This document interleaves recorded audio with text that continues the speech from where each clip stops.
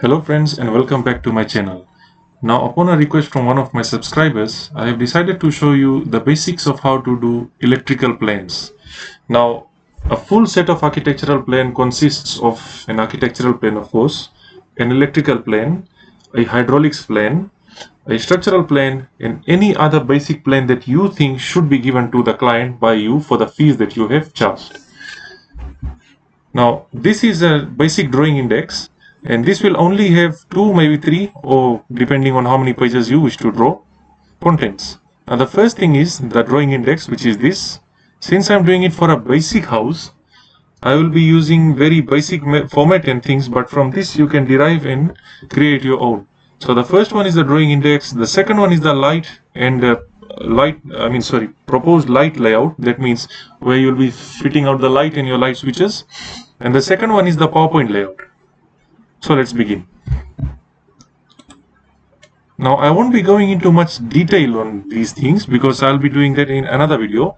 This is just for you guys to understand, just to see and understand as to how to set up a basic electrical plane. Now over here, this is E01. I have set up the light and the switch plane, and let me just zoom into that, and as you can see that these are all the switches that I'm using. Now here in Fiji, in our country, this is the basic display of the switches that you use together with the light, PowerPoint fitting heights and the other things that are there.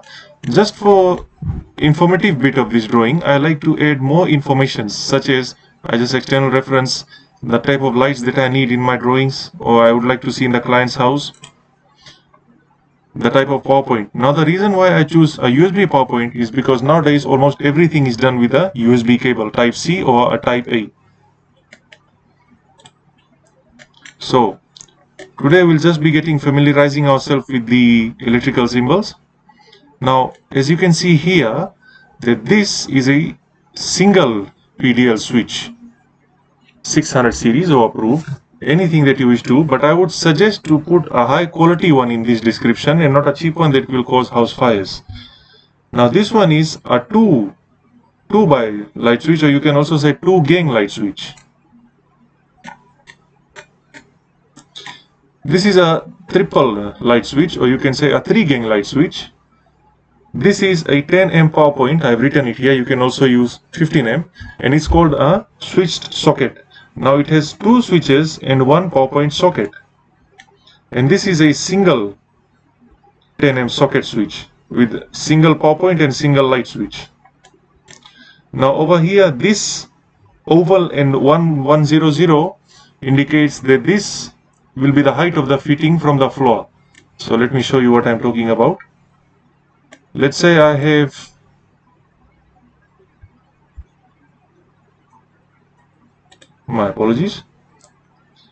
let's say the PowerPoints. Now if you see this 300 beside this PowerPoint, you will need to understand that this 300 is the height of the PowerPoint from the finishing level. So if I'm looking at the lounge and you can see I'm pointing to the floor, that means it will have a height of 300 mm from the floor level. Now I always like to keep my PowerPoints and my light switches separately. Here's why. This avoids any kind of conflict between the drawings. Now if I were to put all the PowerPoints in here, I'd be having a very hard time to understand what I'm doing. Now what I usually like to do is put LED or daylight, which makes your house look neat, which takes up very less space in the ceiling, and it's also very cheap to use.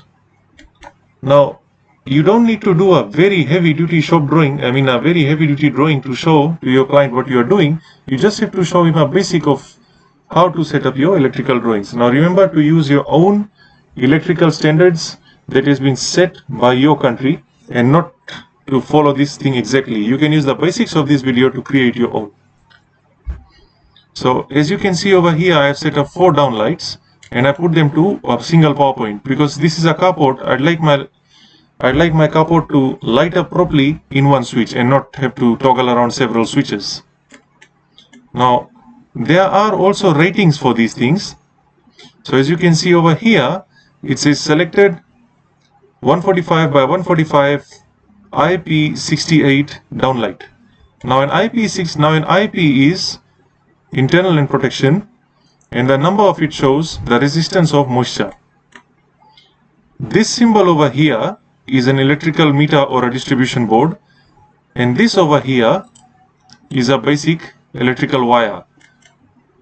Similarly, I'm using this 150 mm diameter IP65 downlight, so I'm using a square and a round one. I put the round ones mostly in very small places, and I put the square ones in the toilets and bathrooms.